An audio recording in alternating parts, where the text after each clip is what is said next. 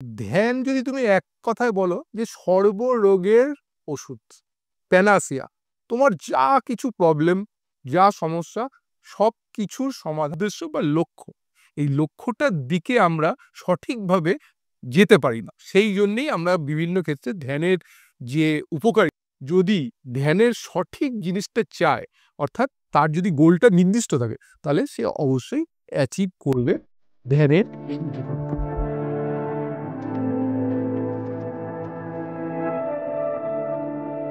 Welcome to south esoteric investigator. আজকে আপনাদের সামনে আমি আরেকটি নতুন এপিসোড নিয়ে এসেছি। আজকে অনেক জিনিস আপনারা জানতে পারবেন যেগুলো এতদিন পর্যন্ত আমার মনে হয় না কোনো বাংলা ইউটিউব চ্যানেলে এই ধরনের কোনো কাজ এর আগে করা হয়েছে। বারবারই আমরা নতুন নতুন টপিক নিয়ে আপনাদের সামনে এসে উপস্থিত হই, প্রত্যেকবার ভিন্ন ভিন্ন ধরনের, ভিন্ন স্বাদে। আজকে একদম অন্য একটি টপিকের ওপর আমরা কথাবার্তা বলবো। তো বিশদে যাওয়ার আগে আমি আপনাদেরকে আরেকবার বলি, যারা এই চ্যানেলে নতুন তারা সাবস্ক্রাইব করে বেল বাটন অন করতে ভুলবেন না। তাহলে আমাদের আগামী দিনে আসা যে কোনো নতুন ভিডিওগুলো আপনারা সরাসরি তার খবর পেয়ে যাবেন এবং আপনারা দেখতে পাবেন ভিডিওগুলোকে। এবং সেই সঙ্গে বলি, আপনারা যারা যারা ভিডিওগুলোকে দেখছেন তারা মাঝে মধ্যে স্কিপ করে দেখছেন, এই প্রবণতাটা প্রচুর বোঝা যাচ্ছে রিসেন্টলি। এবং যে কারণে আমি দেখছি বারবার প্রত্যেকটা ভিডিওর নিচে ভিডিওতে বলে দেওয়া তথ্যগুলোকে নিয়ে আবার দ্বিতীয়বার করে প্রশ্ন করা হচ্ছে ভিডিওগুলোকে না দেখার জন্য সম্পূর্ণরূপে। আমি তাদেরকে আরেকবার রিকোয়েস্ট করব যে আপনারা যখন এই ভিডিওগুলোকে দেখবেন তখন চেষ্টা করবেন পুরোটা দেখার, কারণ ভিডিওর মধ্যেই আমরা সমস্ত ইনফরমেশনগুলো শেয়ার করে দিই। এটা ছাড়াও যেটা বলবো, ভিডিওটাকে ভালো লাগলে লাইক, শেয়ার অ্যান্ড সাবস্ক্রাইব করতে ভুলবেন না। এবং আপনারাও যদি আপনাদের এরকম কোনো জীবনের কোনো রকম ঘটনা আমাদের সঙ্গে শেয়ার করতে চান, অথবা আপনারা যদি আমাদের থেকে কোনো হেল্প চান, কোনো স্পিরিচুয়াল গাইডেন্স চান, সেক্ষেত্রে স্ক্রিনের নিচে যে নাম্বারটি আসছে এই নাম্বারে সরাসরি আপনারা আমাকে যোগাযোগ করতে পারেন। এ তো গেল রেগুলার আমরা বলি এই ধরনের কথাবার্তা, প্রত্যেক দিনই একই কথা হয়ে যায়। এইবার আমরা অনুষ্ঠানের মূল পর্বে যাই। যাই হোক, আমি আমার আজকে আমাদের যিনি গেস্ট আছেন তার কাছে আমি যাওয়ার আগে কটা কথা বলি। সেটা হচ্ছে, আমরা সবাই শুনি মেডিটেশন, মেডিটেশন, ধ্যান, কিন্তু অ্যাকচুয়ালি মেডিটেশন কি জিনিস বা কিভাবে করতে হয় বা এর কতটা গুরুত্ব আছে, এই ব্যাপারে আমার মনে হয় না এর আগে কোনো ইউটিউব চ্যানেলে কথা বলা হয়েছে এই ব্যাপারে। আজকে আমাদের অতিথি একজন স্পেশাল মানুষ। উনি প্রশাসনিক পদে কাজ করেন, ভবানী ভবন সিআইডিতে আছেন। এখন সবাই ভাববেন পুলিশ কেন? না, একটা মানুষের বিভিন্ন রকম সত্তা হতে পারে, বিভিন্ন রকম জিনিস নিয়ে তার আগ্রহ থাকতে পারে, কালচার থাকতে পারে, রিসার্চ ওয়ার্ক থাকতে পারে। ঠিক তেমনই আজকে যেরকম আপনারা ভয়াবহ কিছু ঘটনা শুনবেন ওনার এক্সপিরিয়েন্স, এবং তার সঙ্গে খুব মূল্যবান একটা জিনিস শিখবেন বা শুনবেন বা আপনারা শুনতে চলেছেন, যেটি নিয়ে এর আগে কোনো দিন কোনো চ্যানেলে কথা হয়নি। এবং উনি এটার উপরেই স্পেশালাইজেশন করেছেন এবং বহু বছর উনি প্রশাসনিক পদে থাকার পরেও উনি এই জিনিসটিকে ধরে রেখেছেন। আজকে উনি ওনার মূল্যবান যে জ্ঞান উনি এতদিন ধরে আহরণ করেছেন, সেটা আজকে আমাদের দর্শকদের কাছে উনি তুলে দেবেন। এবং এটার বাইরেও ওনার আরেকটা পরিচিতি হচ্ছে, উনি লেখক। উনি মেডিটেশনের উপরে অলরেডি 5টি বই লিখেছেন, তার মধ্যে একটি ইংলিশ, বাকিগুলো বাংলায়, এবং সেগুলো বিভিন্ন জায়গায় আপনারা পাবেন। আজকে ভিডিও ডেসক্রিপশনের মধ্যেও আমি সেগুলোকে দিয়ে দেবো, আপনারা কোথা থেকে এই বইগুলোকে কালেক্ট করতে পারেন। এবার চলুন আর আর দেরি না করে এবার সরাসরি আমাদের অতিথির কাছে চলে যায়। আজকে আমাদের অতিথির নাম হচ্ছেন শুভেন্দু ঘোষ। চলুন সরাসরি চলে যাই। নমস্কার স্যার। নমস্কার তন্ময়। হ্যাঁ। তোমার এই ইউটিউবের মাধ্যমে আমি তোমার যারা দর্শক মণ্ডলী আছে তাদের কাছে আসতে পেরে নিজেকে সত্যি গর্বিত। যাই হোক, আপনি এতটা মূল্যবান সময় দিয়েছেন আপনার এই কর্মব্যস্ততার মধ্যে থেকে, এটার জন্য আমার দর্শক এবং আমার এন্টার টেকনিক্যাল টিম আপনাকে খুব ধন্যবাদ জানাই। স্যার, আমি যেটা নিয়ে বলি, কারণ আমাদের চ্যানেলের নামটা আপনি তো জানেন, সদাত এসোটেরিক ইনভেস্টিগেটর্স। তো আমরা না এসোটেরিক ফিল্ডের উপরে কাজটা করি, এবং আমাকে আজকে আপনার সঙ্গে বসার একটাই কারণ এবং খুব মূল্যবান, আমি আপনার সম্পর্কে অনেক দিন ধরে অনেক জায়গা থেকে শুনছি, এবং আপনার কিছু কিছু জিনিস আমি ফলোও করেছি, সেগুলো খুব হেল্পফুল। তো আমার মনে হয়েছে কোথাও আমরা ঠিক যে ফিল্ডের মধ্যে রয়েছি, আর এই এখন যা মানুষের জীবনে যত কর্মব্যস্ততা চলছে, তার মধ্যে মেডিটেশনটা খুব মূল্যবান একটি জিনিস। কিন্তু অনেক ক্ষেত্রেই দেখা যায় অনেকেই মেডিটেশন প্র্যাকটিস করে, কিন্তু আলটিমেট যে গোল যেটা, সেটাকে তারা অ্যাচিভ করতে পারে না। কোথাও গিয়ে তারা কি, বা অনেকেই বলে, কমপ্লেন আছে যে আমি মেডিটেশনে বসি কিন্তু এক জায়গায় বসতে পারি না বেশিক্ষণ। তো বিভিন্ন ধরনের প্রবলেম হয়। তো আপনি এটার উপরে এক্সপার্ট, আমি খুব ভালোভাবেই জানি সেটা, যে কারণে আজকে আপনার সঙ্গে মূলত বসা। এবং আপনার থেকে কিছু টিপস আজকে আমরা নেব। এবং তার আগে আমি মূলত যাই ধ্যান মূল বিষয়বস্তুর উপরে। আপনার থেকে আমরা জেনে নিতে চাই স্যার, ধ্যান বলতে আক্ষরিক অর্থে তো ধ্যানের একটা মিনিং আছে, মেডিটেশন। এটার বাইরে মানে যে বহির্জগৎটা বা এর যে ইন্টারনাল মিনিং বা এর কার্যপ্রণালী, সেটা সম্পর্কে আমি একটু আপনার কাছে জানতে চাই প্রথম। তোমরা খুব সুন্দর প্রশ্নটা করেছো। ধ্যান যদি তুমি এক কথায় বলো যে সর্বরোগের ওষুধ, প্যানাসিয়া, তোমার যা কিছু প্রবলেম, যা সমস্যা, সব কিছুর সমাধান ধ্যান করে দেবো। আমি এতটাই জোর দিয়ে এই কথাটা বলছি যে যে ব্যক্তি ধ্যান করে, অর্থাৎ ধ্যানী ব্যক্তি, সে স্বয়ং শিব। স্বয়ং শিব। কারণ এই যে আমাদের যে ধ্যান, বা আমরা ধ্যান নিয়ে যে এত কিছু শুনি, এত কিছু আমাদের মনে ইচ্ছা আছে, কিন্তু আমরা সেটাকে অ্যাপ্লিকেশন করতে পারি না। অ্যাপ্লিকেশন না করার মূলেই রয়ে গেছে যে আমাদের যে উদ্দেশ্য বা লক্ষ্য, এই লক্ষ্যটার দিকে আমরা সঠিকভাবে যেতে পারি না। সেই জন্যেই আমরা বিভিন্ন ক্ষেত্রে ধ্যানের যে উপকারিতা, সেই উপকারিতাকে বঞ্চিত হই। প্রকৃত ব্যক্তি যদি ধ্যানের সঠিক জিনিসটা চায়, অর্থাৎ তার যদি গোলটা নির্দিষ্ট থাকে, তাহলে সে অবশ্যই অ্যাচিভ করবে ধ্যানের এই উপকারিতা।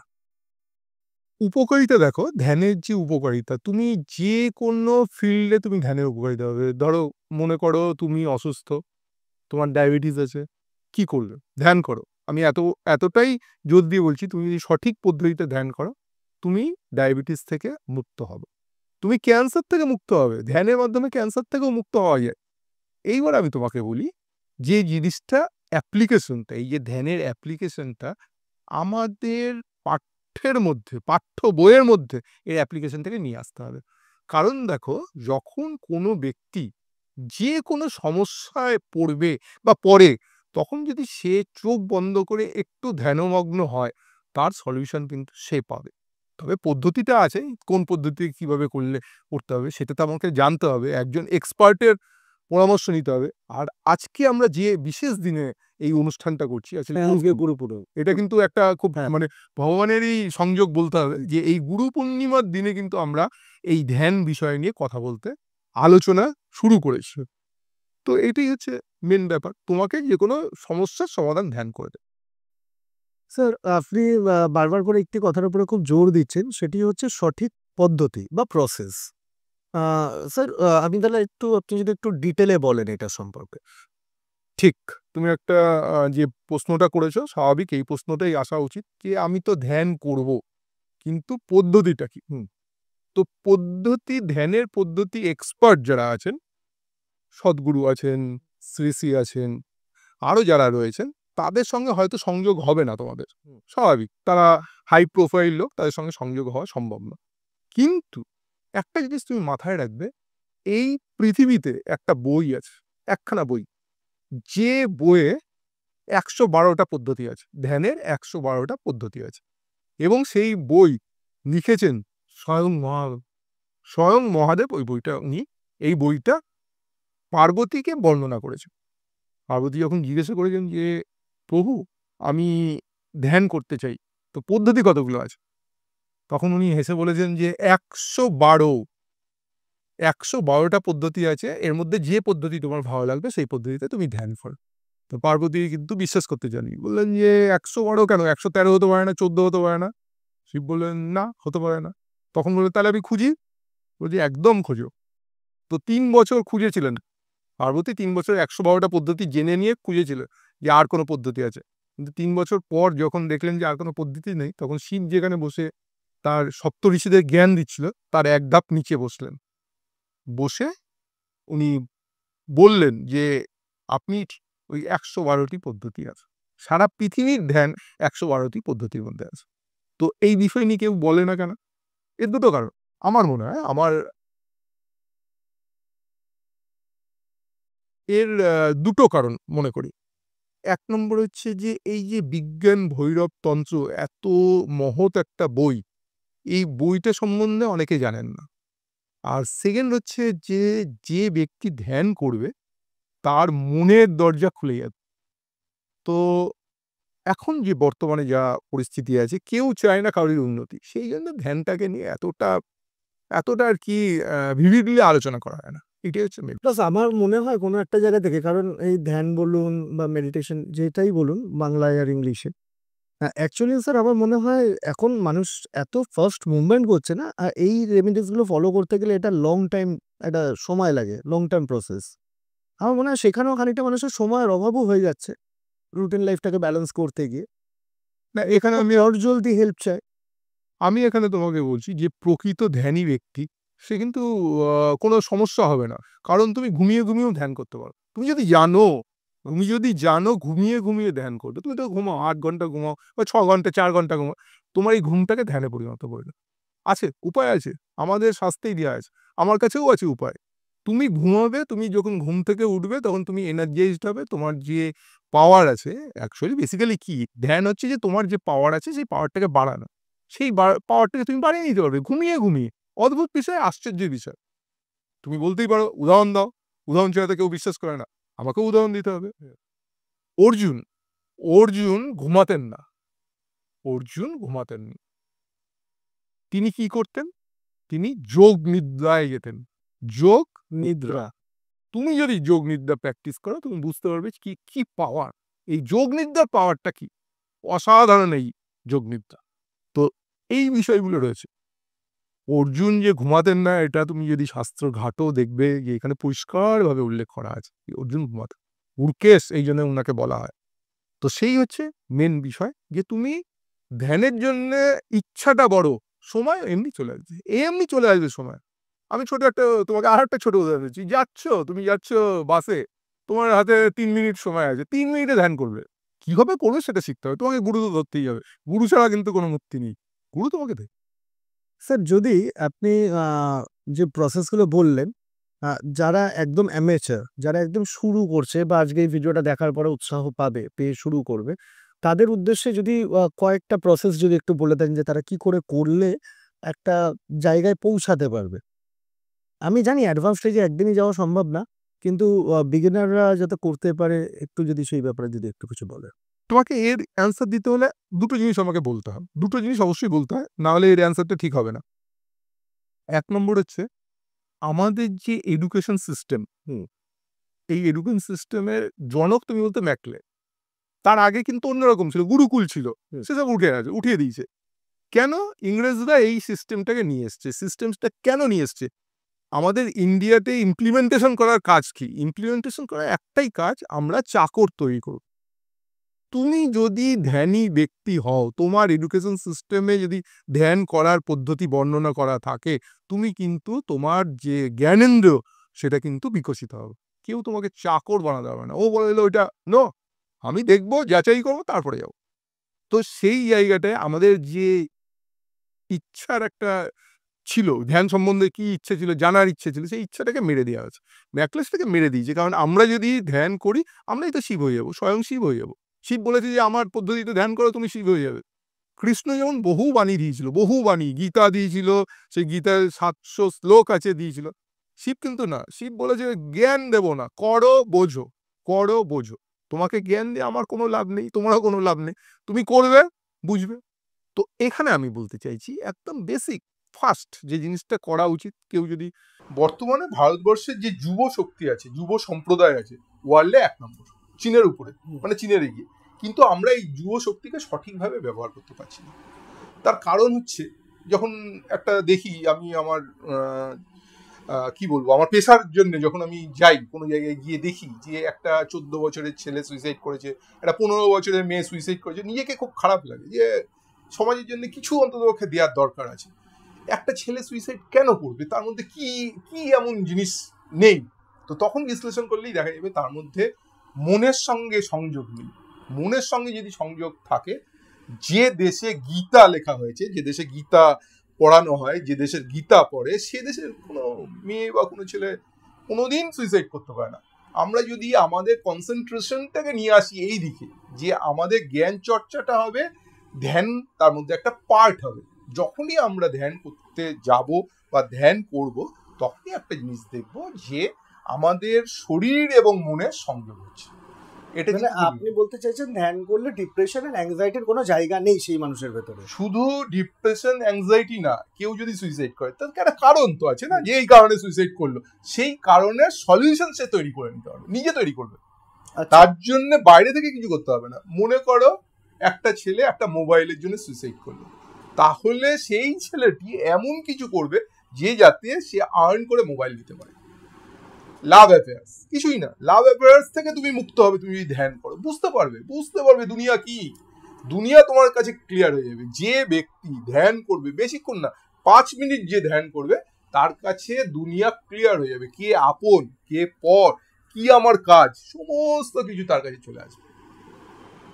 এইটা হচ্ছে আমার বক্তব্য হচ্ছে যে আপনি এখানে আরেকটা জায়গায় যাবো স্যার, তার কারণ হচ্ছে আপনি যখন শুরু করলেন আপনি বললেন যে কোনো রোগ মুক্তি, এমনকি ক্যান্সার থেকেও মুক্তি হতে পারে। একদম এইটার মানে প্রসেসটা কি, মানে এটা কিভাবে কাজটা করে সংক্ষেপে বলছি।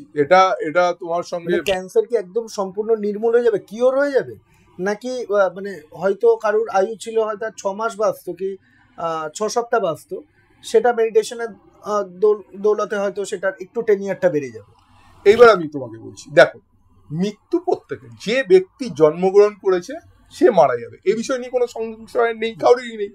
কৃষ্ণ বলো, তুমি রামচন্দ্র বলো, যারা যারা আছে সবাই মারা গেছে। এবার কথা হচ্ছে মৃত্যুটাকে তুমি ভয় মুক্ত যখন হবে তখন তোমার কাছে মৃত্যুটা মৃত্যু বলে মনে হবে। তোমার যখন ভয় মুক্ত তুমি হবে তখন তোমার কাছে মৃত্যুকে মৃত্যু বলে মনে হবে না। এইবার তোমাকে একটা ছোট্ট গল্প বলি, গল্পের মাধ্যমে আমাদের ভারতবর্ষের দর্শন হচ্ছে গল্প। তোমার গল্পটা এমন ভাবে ভারতবর্ষ লোককে শুনিয়েছে যে সেটা দর্শন হয়ে গেছে, আমরা বুঝতেও পারিনি কিন্তু দর্শন হয়ে গেছে। তো সেই জায়গাটা আমি তোমাকে একটা ছোট্ট গল্প বলছি। যখন কেউ গৌতম বুদ্ধের কাছে দীক্ষা নিতে আসলেন, কেউ একজন আসলেন, তাহলে গৌতম বুদ্ধ প্রথমে কি করতেন, প্রথমে বলতো তুমি 3 মাস শ্মশানে গিয়ে থাকো, 3 months শ্মশানে গিয়ে থাকো। কেন কেন কি দরকার আছে, দীক্ষা দেবো ব্যাস হয়ে গেল, শ্মশানে গিয়ে কেন থাকবে? জীবনকে উপলব্ধি করতে হলে মৃত্যুকে জানতে হবে। তুমি যে জীবনটাকে যদি উপভোগ করতে চাও মৃত্যুকে জানতে হবে। যখন কোনো ব্যক্তি শ্মশানে গিয়ে দাহ অবজার্ভ করত, দেখতো, আস্তে আস্তে সে মৃত্যু ভয় বিহীন হয়ে যেত। কথাটাকে আমি আবার বলি, মৃত্যু ভয় বিহীন হয়ে যেত। যখন এক ব্যক্তি মৃত্যু ভয় বিহীন হয় সে তখন প্রকৃতভাবে জীবনের যে তথ্য আছে, জীবনের যে আনন্দ আছে সেটা নিতে পারে, সেটা উপলব্ধি করতে হবে। ইয়েস, তুমি কিন্তু উপলব্ধি করতে পারবে না তুমি যতক্ষণ না মৃত্যু ভয় শূন্য হবে। যখন তুমি মৃত্যু ভয় যে কোনো সময় আমার মৃত্যুর জন্য আমি তৈরি আছি, তুমি তখন নাচো, 2 হাত তুলে নাচো। তো গৌতম বুদ্ধ প্রথম, যদি তুমি গৌতম বুদ্ধের যারা শিষ্য আছেন তাদের সেই সময়কার কি অ্যাটিটিউড ছিল বা কিভাবে তারা করতো দেখলে এই জিনিসটা তুমি দেখতে হবে যে প্রথমে উনি পাঠিয়ে দিতেন যে শ্মশানে গিয়ে দেখা, এবং উনি বলতেন যতক্ষণ না পর্যন্ত তুমি দেখতে না পাচ্ছ শ্মশানে যে দাহ হচ্ছে সেই ব্যক্তিটা তুমি, ওই ব্যক্তিটা তুমি, ততক্ষণ পর্যন্ত তুমি এসো না আমার কাছে। দীক্ষা দিয়ে কোনো লাভ নেই, শিক্ষা নিয়ে কোনো লাভ নেই। তো জীবনের কথাও এইটা। যখন একটা ক্যান্সারের পেশেন্ট হয়, যখন বলে যে আপনার ক্যান্সার হয়েছে, সঙ্গে সঙ্গে হার্ট ফেল, আমি শেষ। নো, তুমি শেষ না, তুমি 100 বছর বাঁচলে বা কি এমন আহামরি তুমি করতে যে যার জন্য তুমি 100 বছরের জন্য তুমি বলছো। তুমি যা করতে পারতে সেটাই যদি তুমি ধ্যানের মাধ্যমে যাও, সেক্ষেত্রে কি হবে, তোমার যে লাইফ স্প্যান সেটা এক্সপ্যান্ড করবে, বাড়বে। এবং অদ্ভুত একটা ধ্যান রয়েছে, সেই ধ্যানটা বিশদে বলতে হবে, সংক্ষেপে আমি বলছি। তুমি যদি সূর্যের ধ্যান করো তোমার হৃদয়ে, এবং তুমি মনে করো যে তোমার ক্যান্সার কোষ যেগুলো আছে সেইগুলো একদম প্রজ্বলিত হয়ে নষ্ট হয়ে পড়ে যাচ্ছে, তাহলে তুমি আস্তে আস্তে তোমার মৃত্যু যদি 3 মাসে হতো সেটা অন্তত তুমি 1 বছর পর্যন্ত নিয়ে যেতে পারবে। এবং তোমার মানসিক শক্তি যদি বৃদ্ধি হয় তুমি কিন্তু সেই জায়গাটা তোমাকে শরীরকে সুস্থ করতে পারবে। তোমার ধ্যানের কাজই হচ্ছে শরীরকে সুস্থ করা, শরীরকে সুস্থ করে মনের সঙ্গে সংযোগ করা, এটা হচ্ছে সেতু বন্ধন। আমি এক কথা ধরে নিতে পারি, যেরকম ক্যান্সারের জন্য কেমোথেরাপি করা হয় যেটা ক্যান্সারের কোষগুলোকে বার্ন করে দেয়, সেটার জায়গায় সূর্য ধ্যান করতে হবে, মানসিকভাবে যে আমার ভেতরে সূর্যের রেটা এসে এবং ওগুলোকে বার্ন করে দিচ্ছে, এবং কাইন্ড অফ রেকি। একদম, এবং রেকি কথা যখন বললে এই প্রসঙ্গে আমি বলবো। এবং একটা জিনিস বলছি, তোমার টেম্পারেচার, তুমি যখন ধ্যান করবে তোমার টেম্পারেচার অ্যাটলিস্ট 2 থেকে 3 ডিগ্রি বাড়বে। তুমি নিজেই অনুভব করো, মনে করো তোমার ব্রেস্ট ক্যান্সার হয়েছে, তোমার টেম্পারেচার বাড়বে, ব্রেস্টে তুমি হাত দিয়ে করো টেম্পারেচার হবে।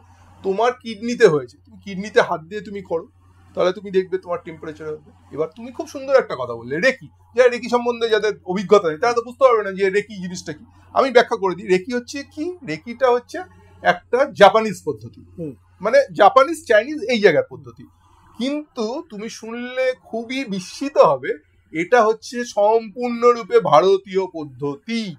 এটা সম্পূর্ণরূপে ভারতীয় পদ্ধতি, ভারতবর্ষ থেকে এই জিনিসটা গেছে। এটাও একটা শিবেরই একটা অংশ, যেখানে যেখানে শুধুমাত্র কল্পনা শক্তির মাধ্যমে সবকিছু করা যাবে। সব তুমি যা মনে চাইবে তাই করতে পারবে। তুমি যদি মনে করো যে রেকির মাধ্যমে তুমি যে কোনো রোগ সারাবে, রোগ সারাতে পারবে। সেক্ষেত্রে তোমাকে কতগুলো প্রসিডিওর মেনটেন করতে হবে। সেই প্রসিডিওরগুলো তুমি যদি মেনটেন করো, তুমি নিজে বুঝতে পারবে যে তুমি কতটা মানসিক শান্তি পাচ্ছ। আর এই ক্যান্সারের কথা যখন বললে, ক্যান্সারের কথাটা, ক্যান্সার নিয়ে অবশ্যই গবেষণা করার দরকার আছে, যে মেডিটেশনে কিভাবে ক্যান্সার পেশেন্টদের হেল্প করে। এবং বিস্মিত হবে সবার আগে, ক্যান্সার যখন হয়েছে শোনে কেউ, যখনই শোনে যে আমার ক্যান্সার হয়েছে আমি শেষ, মরে যাবো, আর বাঁচবো না, সেই জায়গায় তোমাকে একদম প্যানাসিয়া, মানে রোগের, সর্বরোগের যেরকম ওষুধ হয় ঠিক সেরকম ওষুধ দেবে হচ্ছে মেডিটেশন। মেডিটেশন তোমাকে জীবনের মানে খুঁজতে শিখিয়ে দেবে। ক্যান্সার পেশেন্টকে যদি মেডিটেশন করার জন্য যায় সঠিকভাবে, সে জীবনের মানে খুঁজে পাবে, সে আবার উঠে দাঁড়াবে, আবার লোকের সঙ্গে লোককে এনকারেজ করবে যে না, যা হয়েছে হয়েছে, দেখা যাবে।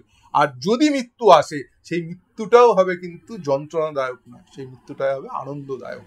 এটাই কিন্তু বড় ব্যাপার। মৃত্যু সবারই আসবে, তোমার আসবে, আমার আসবে, কার আসবে না, কিন্তু মৃত্যুটাকে যেন আমরা হাসতে হাসতে মরি।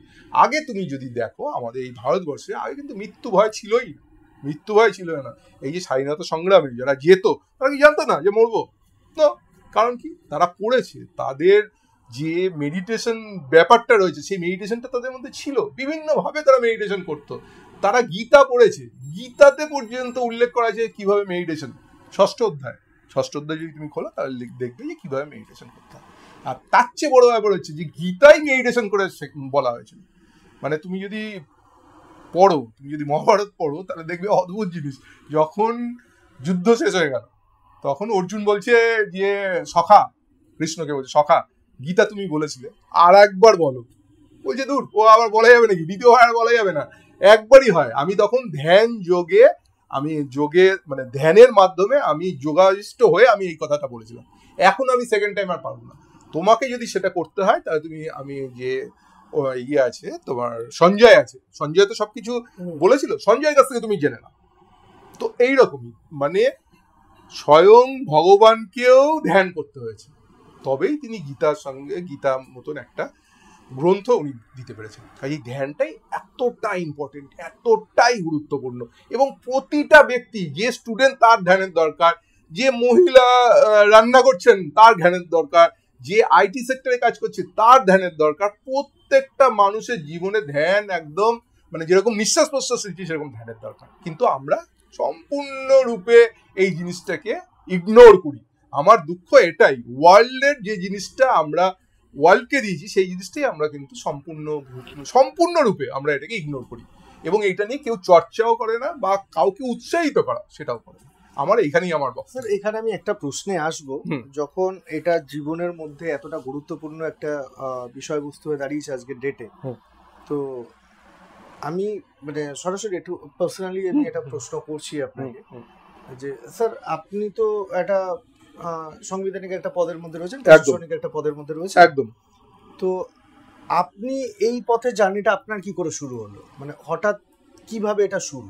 দেখো, এই বিষয় নিয়ে বলতে হলে, দেখো তোমার জিনের মধ্যেই সবকিছু পতিত রয়েছে। তো আমি যে ফ্যামিলি, আমি যে বংশ থেকে এসেছি, সেই বংশের সঙ্গে অরবিন্দ ঘোষের একটা যোগাযোগ রয়েছে। আমার দিদার ফ্যামিলি যখন বাংলাদেশ থেকে আসে, একটা বই নিয়ে এসছে, অনলি ওয়ান, আর কিছু আনতে পারিনি। বলছে যে আমি তো আর কিছু আনতে পারিনি, একখানা বই নিয়ে এসলাম। কি বই? যোগী গুরু বলে একটা অদ্ভুত বই নিয়ে এসেছিল, যাতে এই সমস্তগুলো ধ্যান পদ্ধতি বর্ণনা আছে। তো সেই বইটা আমি দেখেছিলাম, যখন দেখলাম যে দিদারা তো সব কিচ্ছু আনেনি, এই একটা বই নিয়ে এসছে, বইয়ের ভিতর কি এমন মাহাত্ম্য আছে, তখন আস্তে আস্তে আমি ফিল করেছিলাম।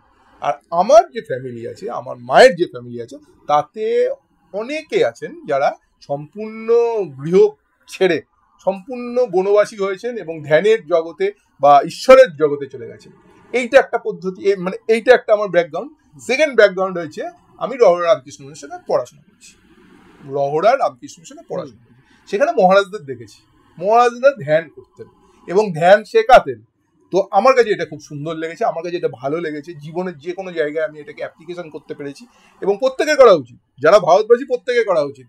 কারণ ওয়ার্ল্ডে আমরা চায়না করে যাই, চায়নার কাছে কিছু নেই, চায়নার কাছে কিছু নেই। এবং আমি বড় করে বলতে পারি যে চায়না যদি আমাদের এই ধ্যান পদ্ধতি বা তাদের যদি এই ক্ষমতাটা থাকতো, তাহলে আজকে তারা প্রত্যেকে ভগবান হয়ে যেত। কিন্তু আমাদের কাছে ক্ষমতা থেকেও আমরা সেই রকম ভগবান হতে পারিনি। আর একটা জিনিস আমার কাছে খুব খুব মনে হয়েছে যেটা খুব দরকারি, সেটা হচ্ছে যে আমাদের যে এনভায়রনমেন্ট আছে, আমরা যে এনভায়রনমেন্ট আছে, একটু যদি তুমি বিশ্লেষণ করে দেখবে যে আমাদের এই এনভায়রনমেন্টটা কিন্তু ধ্যান হচ্ছে আদর্শ, ধ্যান হচ্ছে আদর্শ।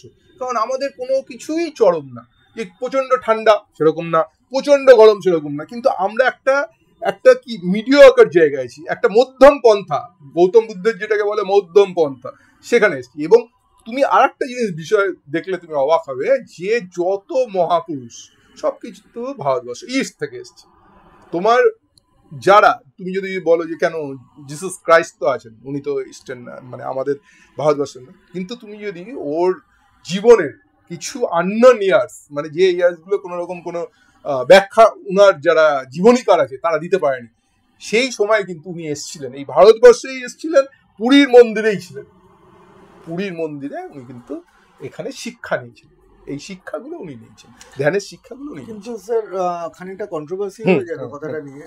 এইদিকে যে বলা হয় পুরীর মন্দিরে হিন্দু ব্যতীত অন্য কোনো রিলিজিয়ানদের প্রবেশ নিষিদ্ধ।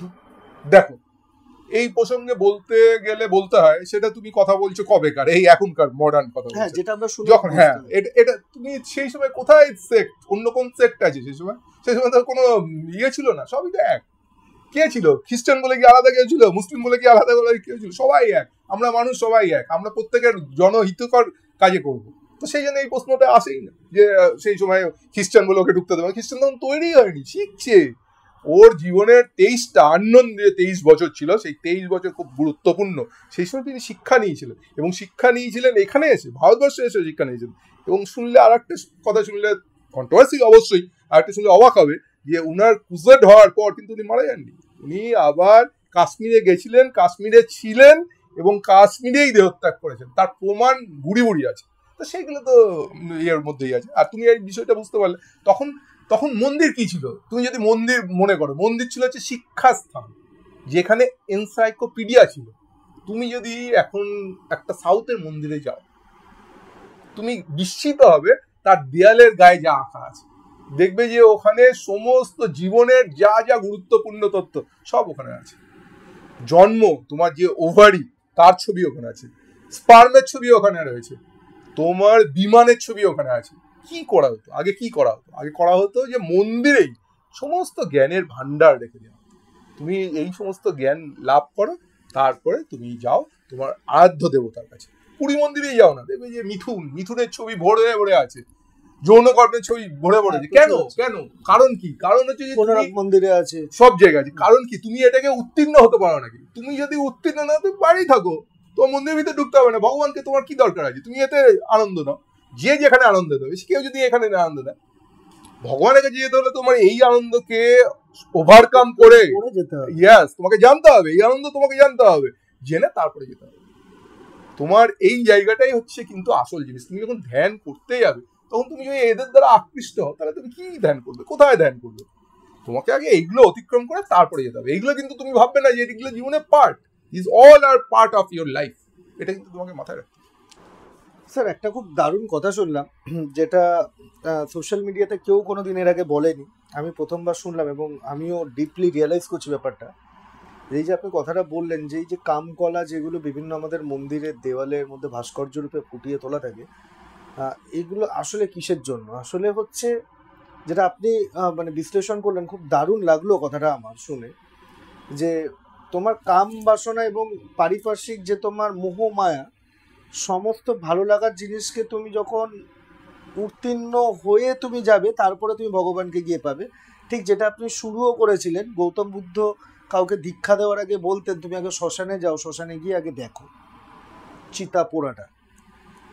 খুব দারুণ লাগলো আমার এই কথাটা, খুব বাস্তবমুখী একটা কথা আপনি বললেন। আমাদের দর্শকরাও হয়তো রিয়েলাইজ করতে পারবে, রিলেট করতে পারবে কথাটাকে। এত সুন্দরভাবে এত সহজে বিশ্লেষণ আমি এর আগে কোনোদিন শুনেছি বলে আমার মনে পড়ছে না কোথাও। তো স্যার আমি এখানে একটু তোমাকে আমি একটা এই প্রসঙ্গে আর একটা কথা বলি। হ্যাঁ বলুন। দেখো, সবকিছুতে বিতর্ক আছে। তুমি একটা কথা বললে তার ভিতরে একটা বিতর্ক আছে, আমি একটা কথা বলছি তার ভিতরে একটা বিতর্ক আছে।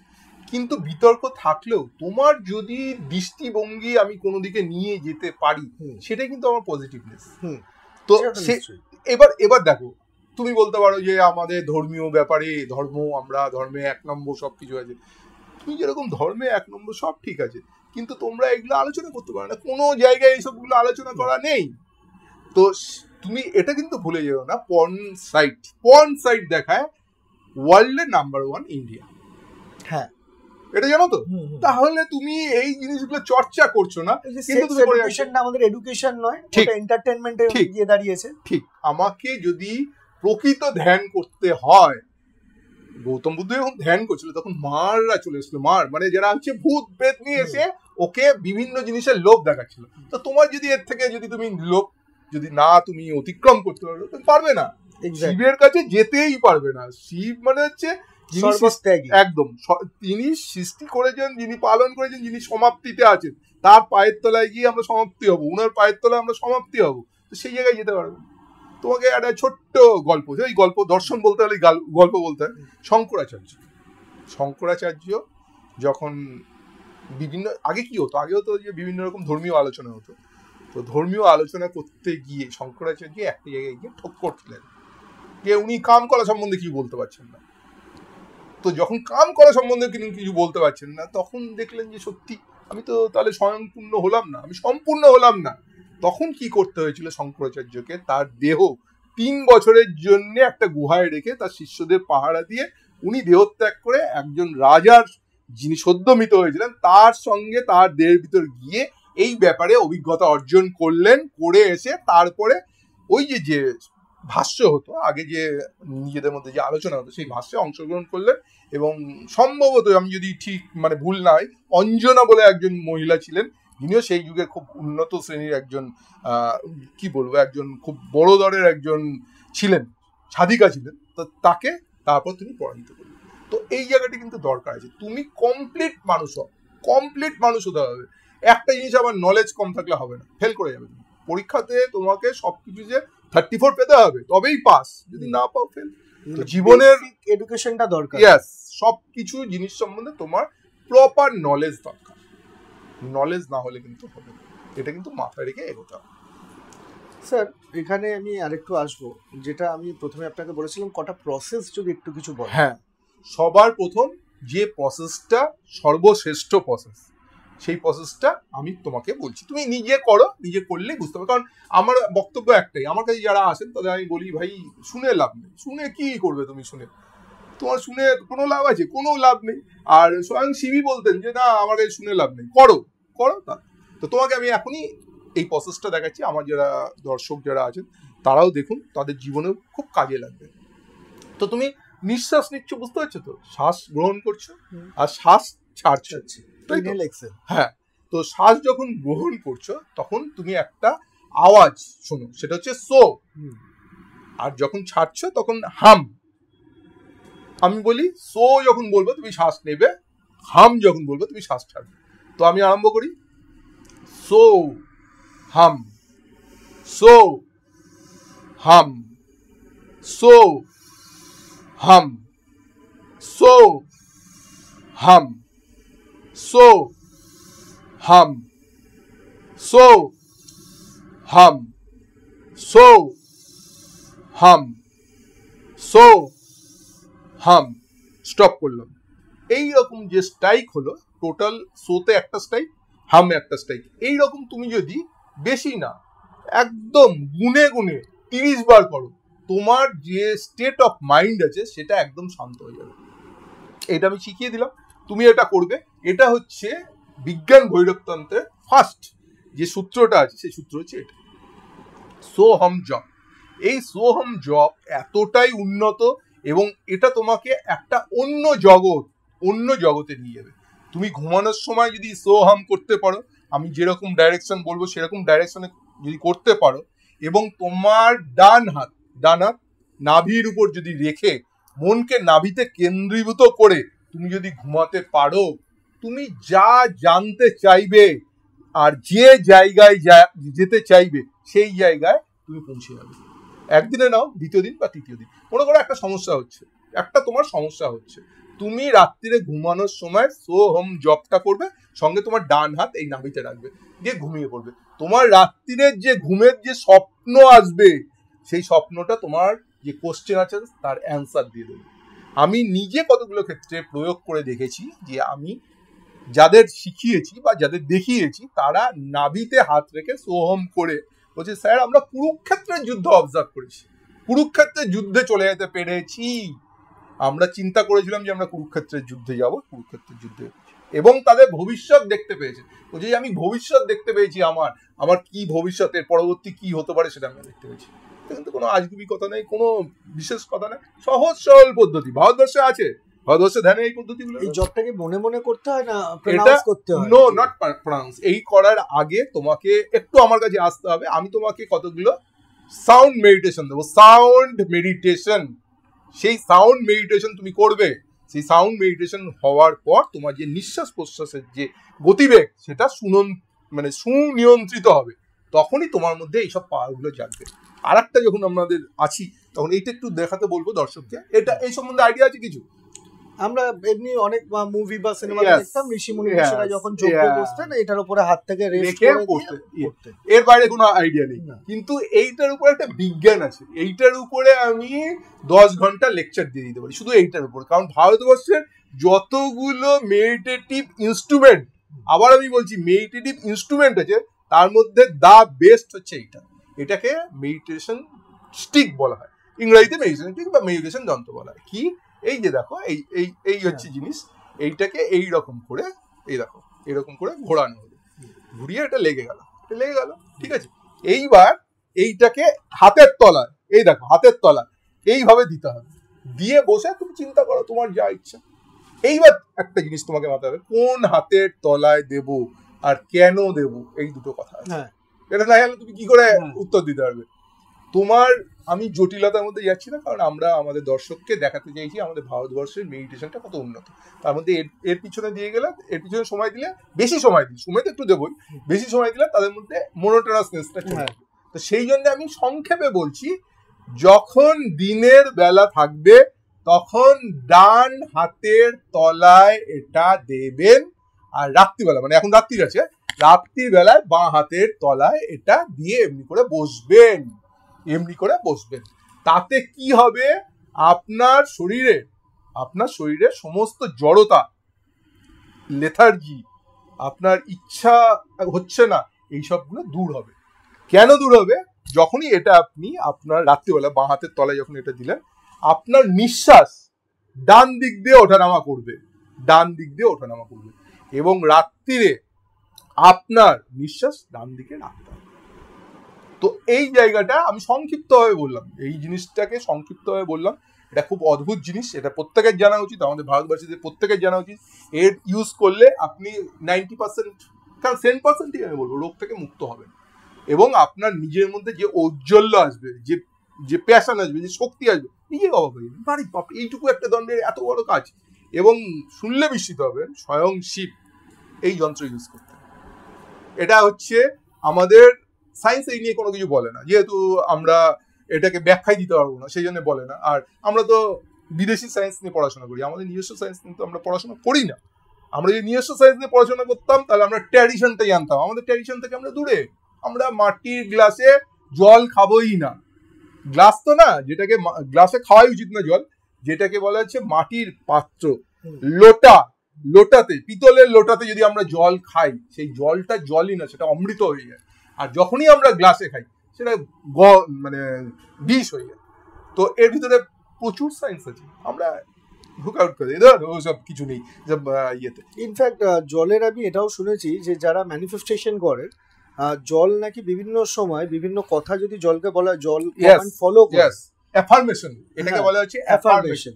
অ্যাফার্মেশনটা হচ্ছে কিছুই না, টুকটাক, চেনো তো টুকটাক, যেগুলো এই যে জল পোড়া, জল ইয়ে, এর হচ্ছে একটা, এটাও সায়েন্স, এটা কিন্তু মানে তোমার ইচ্ছা শক্তিতে মলিকিউল গুলো চেঞ্জ হয়ে যায় সেই কথার সঙ্গে সঙ্গে।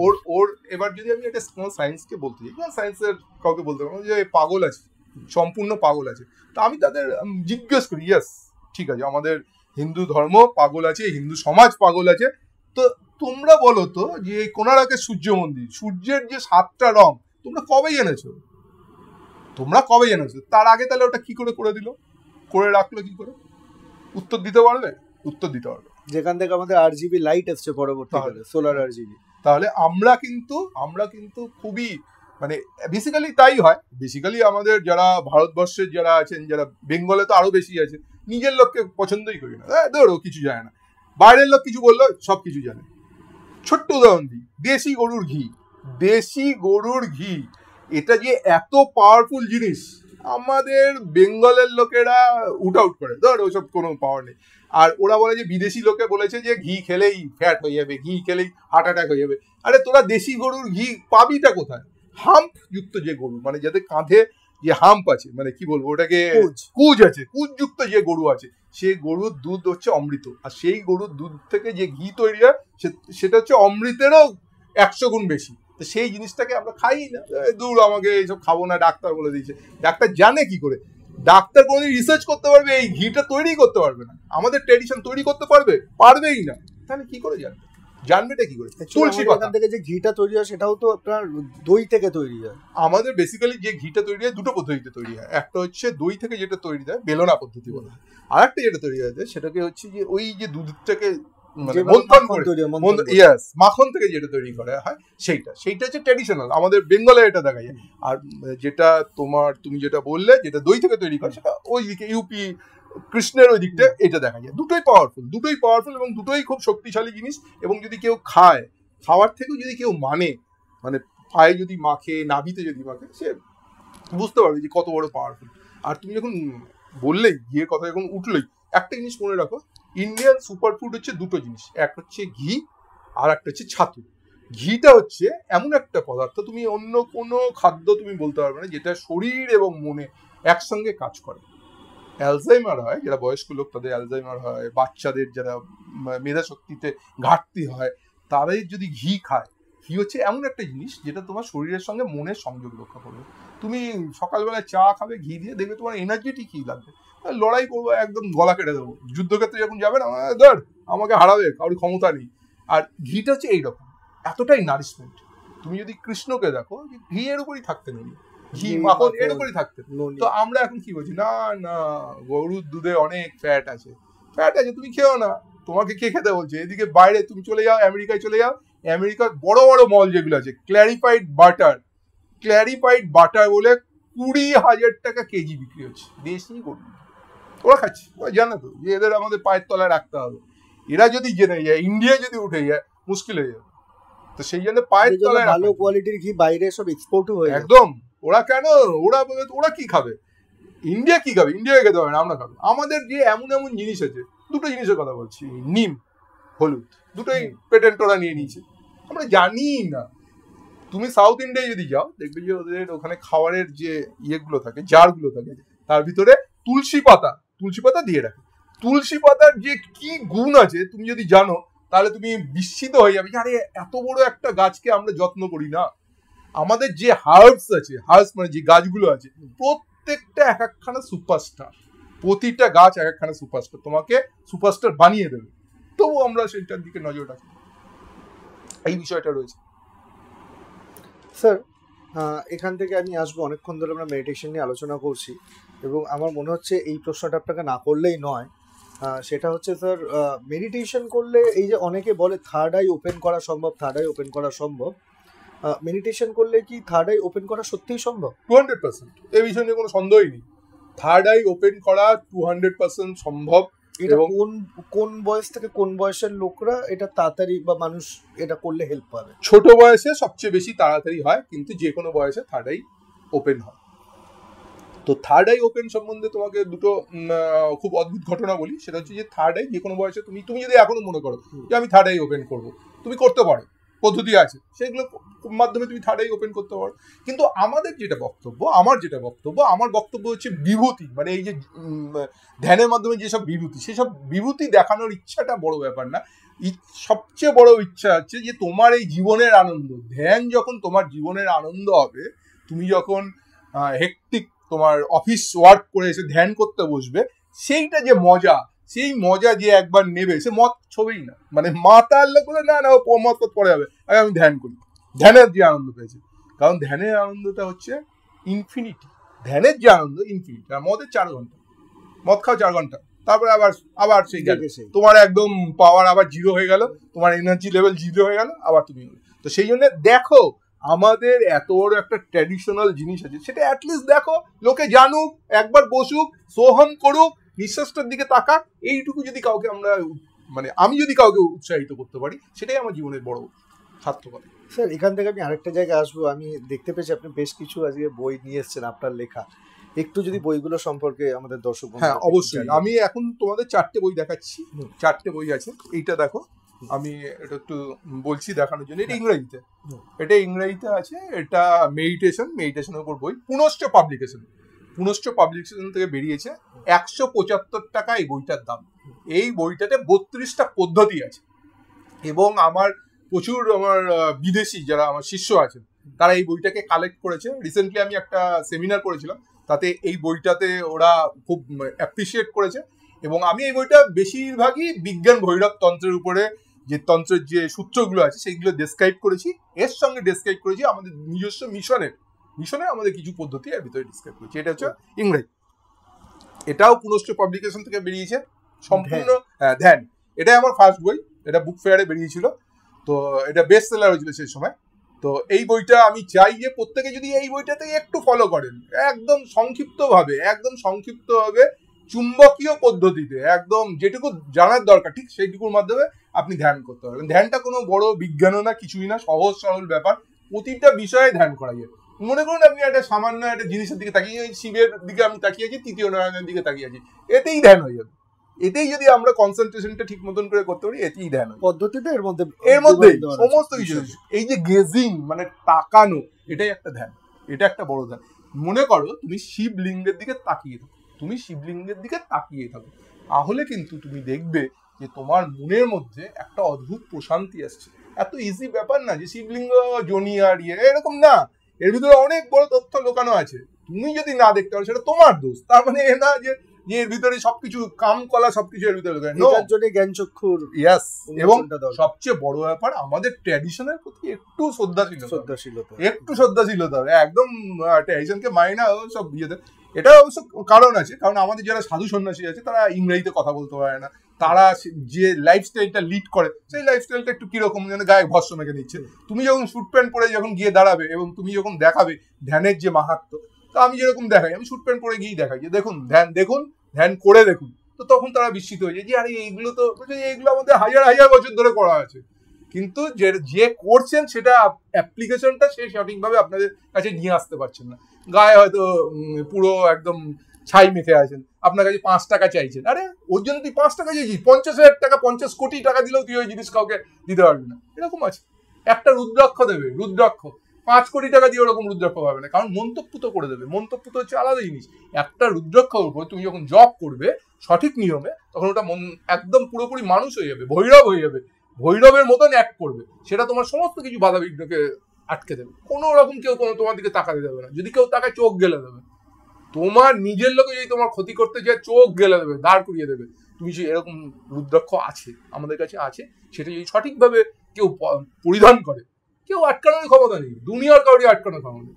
এবার কোনো সন্ন্যাসী সে তোমাকে 5 টাকায় দিয়ে দিল ওই রুদ্রাক্ষ, তাহলে তুমি তার ভ্যালু 5 টাকা, আবার 5 টাকা দিয়ে নিয়ে দেবো। নো, সেই রুদ্রাক্ষের দাম সেরকমই হবে যাতে তুমি ভ্যালু বুঝতে পারো। সেই রুদ্রাক্ষ তোমাকে, কেউ তোমার দিকে যদি তাকায়, তোমার যদি ক্ষতি করে, আগে তার ক্ষতি করে দেবে। তোমার উপরে একটা বর্ম, একটা চাদর বিছিয়ে রাখবে এনার্জি লেভেলের। তুমি যখনই সেই রুদ্রাক্ষকে নিয়ে জব করবে, তোমার এনার্জি লেভেল 3 গুণ হাই হয়ে যাবে। এটা বড় ব্যাপার। তো এটা আমার দ্বিতীয় বই, আর এইটা আমার তৃতীয় বই। এটা প্রথম বেরিয়েছিল, এটা প্রায় অনেকদিন বেরিয়েছিল, এখন আর পাওয়া যায় না। আর এইটা হচ্ছে প্রোগ্রেসিভ পাবলিকেশন থেকে বেরিয়েছিল এই বইটা। তো এইটার দাম 50 টাকা। তো এই ধ্যানের ঐশ্বরিক ক্ষমতা, ধ্যানের ঐশ্বরিক ক্ষমতা, অদ্ভুত অদ্ভুত এই বইগুলো খুব চটিতে। একটা যদি স্টুডেন্টকে যদি এটা বইটা কিনে দিয়ে যায় 50 টাকা, এখন কোনো কিছুই দাম নেই, কিন্তু সে যে জ্ঞান পাবে সে জ্ঞান কিন্তু অমৃত সমান, এটা কিন্তু বলতেই হবে। স্যার এই বইগুলো পাবে কোথায়? যে কোনো বইয়ের দোকানে, কারণ পুনশ্চ বলে যে সংস্থাটা আছে বা পুনশ্চ পাবলিকেশন আছে, বিরাট পাবলিকেশন, ও প্রায় 75 বছরের পাবলিকেশন, এদের বাইরেও বিদেশেও এদের পাবলিকেশন থেকে যায়।